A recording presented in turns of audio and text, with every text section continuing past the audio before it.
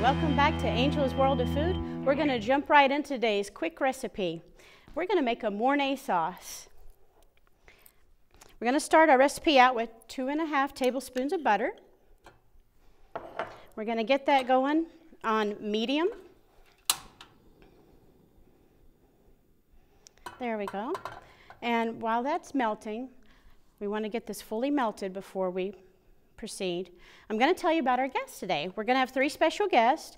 First, we're going to go downtown in downtown Omaha to visit with Chef Matt and Noah from Table Grace Cafe. Then we're going to have a great visitor from the Bellevue Little Theater, and his name is Wayne Mateney. We'll turn this down just a little bit. And see, we're just getting our butter melted. We don't want to let it go too much. Get that heat off that just a little bit. And then we're going to have Kurt Copenharve singing one of his original songs to close us out today.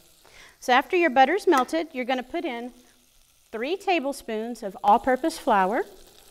So we're going to go ahead and get that going, and I'm going to switch to my whisk. Once you get the flour in, you want to stir constantly. Now, maybe if you've made something like this before, you're used to browning your flour. For this sauce, we don't want to do that. We're making a Mornay, but it actually starts out with what's called a bechamel sauce. Bechamel is one of the 5 mother sauces in French cooking. And we want to get the flour just a little bit blonde and frothy. We're going to keep stirring.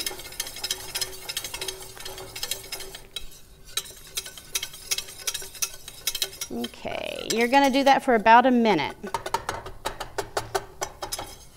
It looks like I could have used a little more butter, but that's okay. We can still make this work. The reason you want to make sure that you get this cooked for at least a minute is because you don't want your sauce to have a raw flour taste to it, because that doesn't taste very good. So now we're going to put in 2 cups of warmed milk. That's important that you already have the temperature fairly close to what you're working with. So we're going to put that in, and I'm just going to put in about half of that milk. And we're going to do a lot of stirring. You see, we're already getting a nice sauce consistency. Okay. There we go. Now I'm going to go ahead and put in the rest of that milk. There we go. Now, you know you've made a good sauce with the right consistency if you put a spoon in it and it coats the back of the spoon. You can run your finger through it and the line stays there. Then you'll know it's actually a sauce. So I've got this going.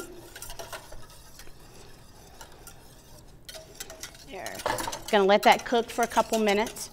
Once the milk comes back to a boil, then you're going to turn it down and let it simmer for a while, about 2 more minutes. I'm going to go ahead and put in 1/4 of a teaspoon of salt. And I'm going to put in 1/8 of a teaspoon of white pepper. You might have guessed already the reason we're using white pepper is because this is a white sauce, so we don't want to dirty it up. And also, one thing to remember when you're making a bechamel or a Mornay sauce is that because it is a white sauce, you don't want to use an aluminum cooking vessel because that will turn it gray and it won't look very pretty.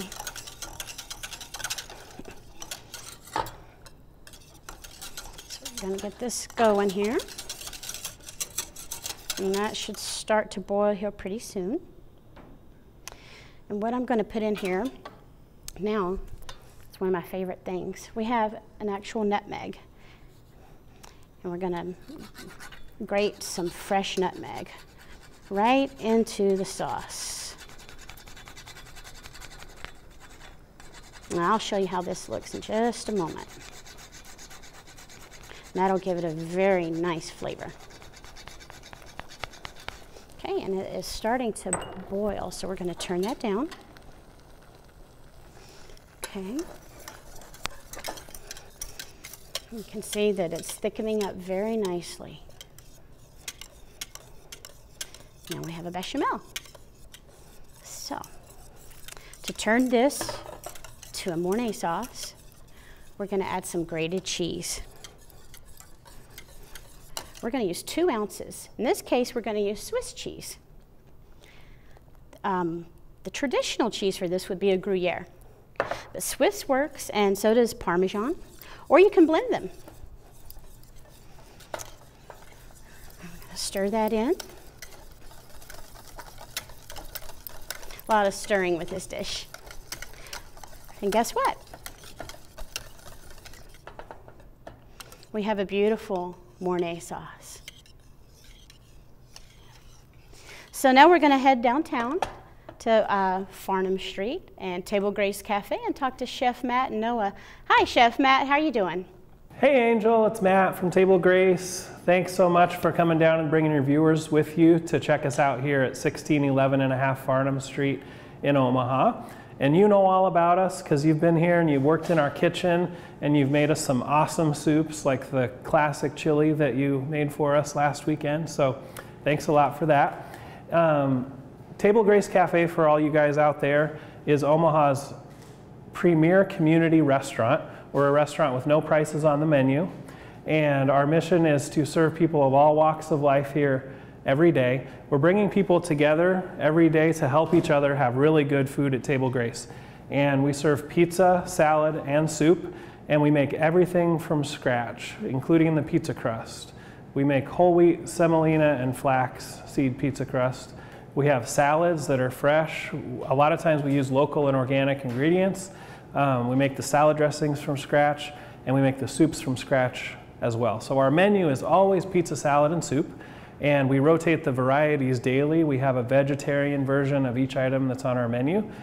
So there's a little bit of something for everyone. Our mission statement at Table Grace Cafe is nourishing hungry bodies and souls. And the nourishing the body is the easy part because we feed hungry people here. Nourishing the soul is a little bit more complex, but we have a few different programs that we do here every week. One of them is called Music with a Mission that happens every Tuesday at 1 o'clock. The other one's an open faith discussion every Thursday at noon. And so if you want to come check those out, we're open Monday through Saturday from 11 a.m. to 2 p.m. And like I said, the menu is always pizza, salad, and soup, but on Saturdays we expand it and we do a brunch. So we have our scratch cinnamon rolls that our baker Stacy makes, and we do things like quiche, breakfast burritos, breakfast pizza, and that's also from 11 to 2 on Saturdays. So at Table Grace, it costs us about $6 per person to put a meal out. Our average donation per person right now is $3 per person. So we need the support of the whole community. So if you're downtown during lunch and you need a place to get healthy, from scratch food, pizza, salad, and soup, you should come to Table Grace because by coming here and choosing Table Grace for lunch, you're making a huge impact on your community. And if you can pay more than $6 for your meal, that means you're helping us provide a meal for someone else who may not be able to afford that much and helping us keep our doors open. The other thing we do at Table Grace, besides just providing food and community, is we have a training program for people who are in transition in life. So people can come to Table Grace and actually get 10 days worth of job experience here. And at the end of the 10 days, they get a letter of recommendation from us, they get help with their resume, and help finding a job. So at the end of that, they can put Table Grace Cafe at the top of their resume, and then they can go out and look for work, and we coach them through that. Chef Matt, could you tell us, who are your customers at Table Grace? Who comes in on a typical day? Plug that one too, sorry. Let's do that.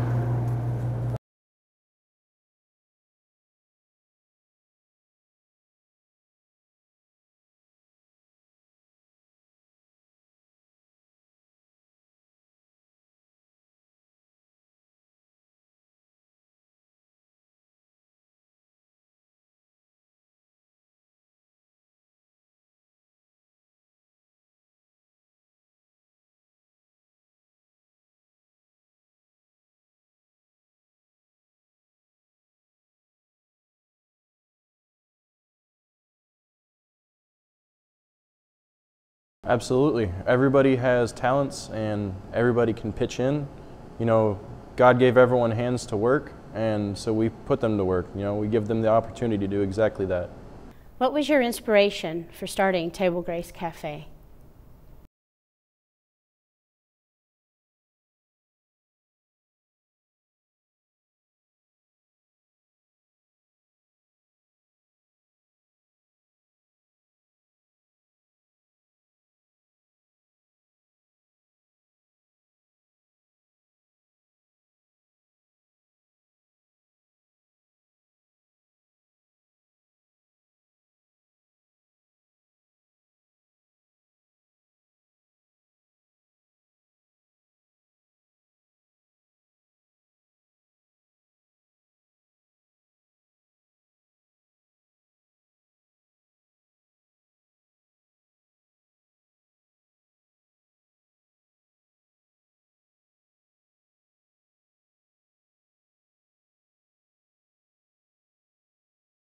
Is there anything else that you would like for our viewers to know about Table Grace?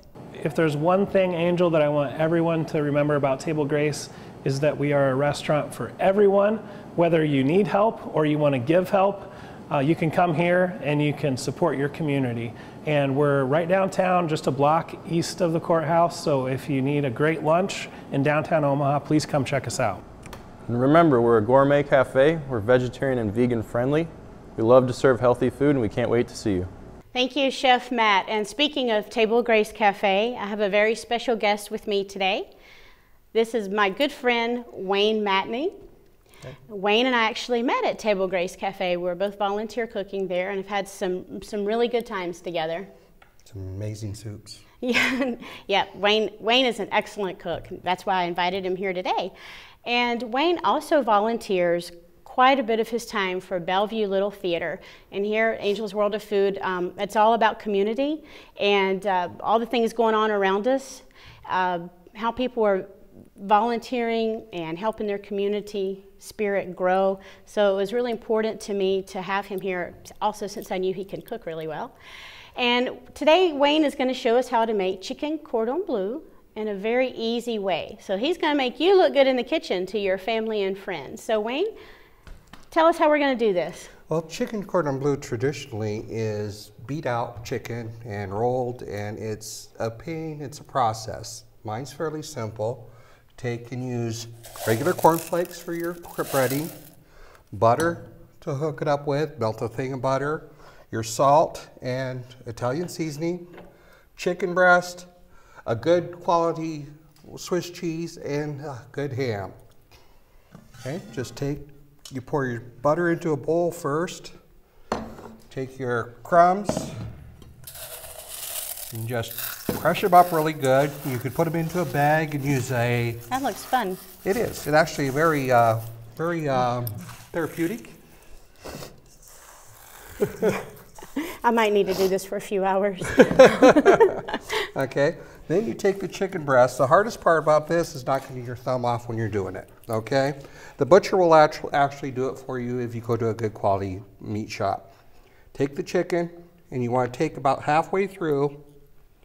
Make sure, put your hand down, thumb up. Okay. And you cut a pocket in the chicken.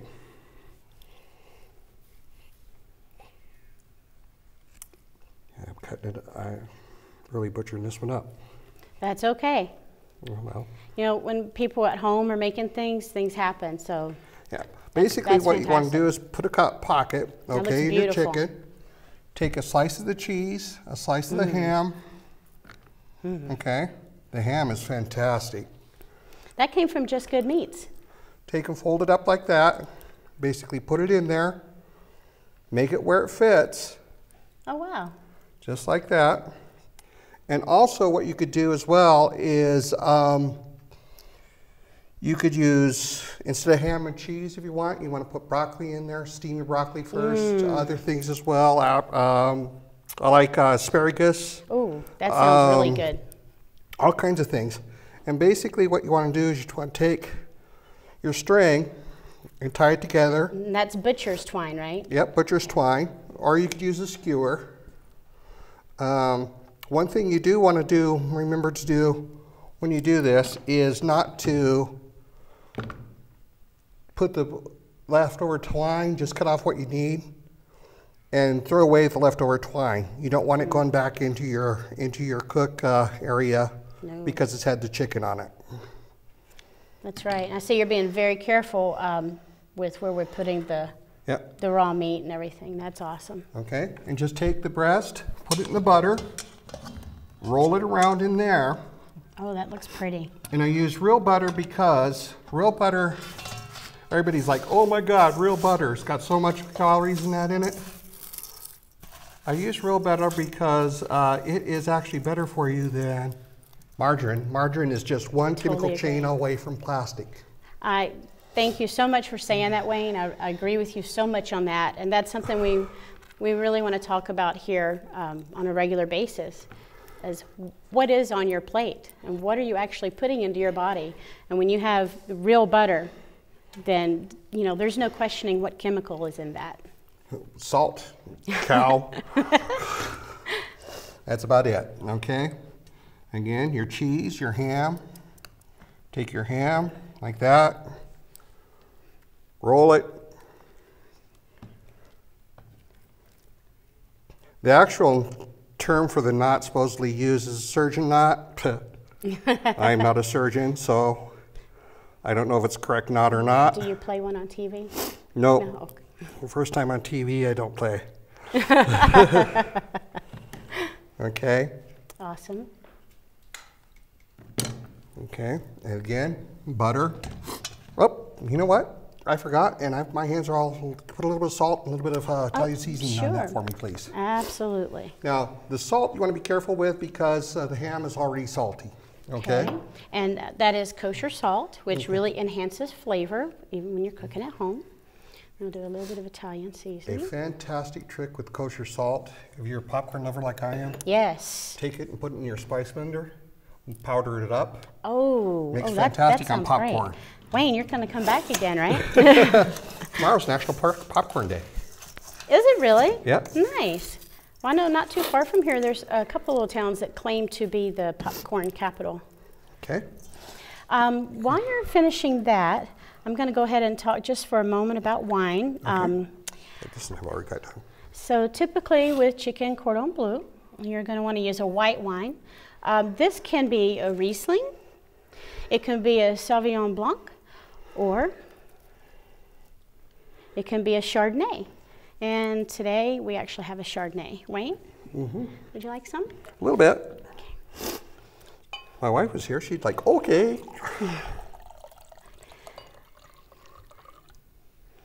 Okay, I'm going to put this over here for you. Fantastic, thank you. I'll wait until I get the chicken gunk off my hands. We do like to talk about our pairings, but we also encourage everybody to In the white drink wines, safely. White wines, the Rieslings I know is a really sweet wine. What's the Chardonnay? Chardonnay is a little more dry. A little more dry? There we go. Good, I have these two already done, so I want to take and again.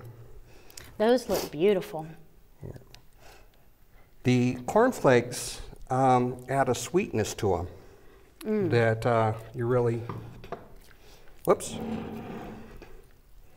Sorry, I'm rushing and I shouldn't be. That little piece of chicken just doesn't want to be Yeah, we'll beat it in submission. hot. Actually, my mother is the one who got me into cooking when I was just a little kid. And it's one thing I've always thanked her for because other people drink to escape, I cook to escape. It's just very relaxing to me. Again, butter it well. If you let it chill a little bit after it's buttered, the crumbs will stick better. Okay. So we're going to get those ready to go in the oven? Yep, get those ready to go in the oven. Just set them up there, nice and even. Now with chicken, get back here a minute. With chicken, one thing that you want to do is you want to make sure that you touch the temperature. Okay, you could pull them at 160, but let them set for about 5 minutes. They'll come up to 165. Chicken should be at 165, otherwise somebody could really get sick on it, you know. Unlike red meats, you know, it could be served a little rarer. You definitely want to have your chicken more done. Absolutely. Okay. Thank you for reminding us of the safety tip. Well, it's been about 38 minutes and our chicken should be ready. We cooked it for 38 minutes because it is a stuffed chicken and we wanted to make sure that it's nice and done on the inside and safe to eat. Wayne, you want to get that out of the oven for us? You want to make that 165 or 38 minutes, whichever comes first. You know, 165 is definitely what you want. And I just wanted to let the viewers know I'm a vegetarian, so I won't be tasting the chicken. I do cook meat, but I don't eat it. So we will be doing some good vegetarian recipes on here as well. But for the meat eaters out there, this looks and smells amazing. So I might even try the crust just a little bit. One thing that you do want to do is to let your guests know that there's a string in there so they don't eat the string. Okay. I'm going to cut it in half here completely so you guys can see what it looks like.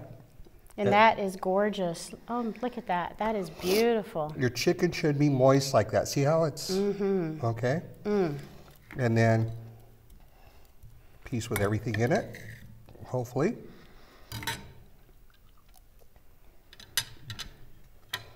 Does it taste as good as it smells? Awesome. So I want to go ahead and remind our viewers to check out the Bellevue Little Theater website for a schedule of their upcoming shows. And I've actually been there before and they really do a nice job. Wayne, I just want to thank you so much for coming out here today and I appreciate it. And I know I'll see you again at Table Grace. Yeah, it was definitely an honor. Definitely an honor, very interesting. Bellevue Little Theater is 100% volunteers. The director, sound designer, lighting designer, that's all we get paid. I got you, and that's great. So that might be somewhere to look if you're interested in acting. All right, so thank you so much. Cheers. And cheers to you too at home. And now it's time to check our mailbox for the day. And I got a question today that said, Angel, could you tell me how to make my homemade macaroni and cheese taste better? So remember that Mornay sauce that we made at the beginning of the show today? That is the secret to really good homemade mac and cheese. Use that for your cheese sauce. And another really good tip for that is to cook your pasta al dente. Al dente means translated to the tooth. So you want it to be a little bit chewy. You don't want it to be mushy and fall apart. You want the sauces of your pasta to be able to cling to the pasta so you get that good full flavor profile. So al dente pasta, Mornay sauce for the cheese sauce and your macaroni and cheese, and it will elevate it. Your neighbors, your family, friends are going to be so impressed with your cooking. So I want to thank our guests today for being here, Chef Matt down at Table Grace and Noah, and all the customers there. I want to thank Wayne Mateney from Bellevue Little Theater for being here today. We really appreciate them being a part of this. This is all about community here at Angel's World of Food, and most of all, that means you, the viewers at home. We appreciate you being here and being part of the show. I want to direct you to our email. You can send in your pictures, things you've made, questions, cooking tips, recipes. That's going to be angelsworldoffood@gmail.com. We have, of course, Angel's World of Food on Facebook. You can catch us there, or at AngelFood7 on Twitter. So please follow us there too. I just want to remind you at home that you can cook. So cook on, and we're going to go to Kurt Copenharve from South Omaha singing his original hit, Pretty Angel. Kurt, take us home. Don't cry, pretty angel. It's gonna be all right. Don't lie, pretty angel. Oh, we gave it a try. What can you say when you gave it your all? It's not enough. Move on. Baby, move on.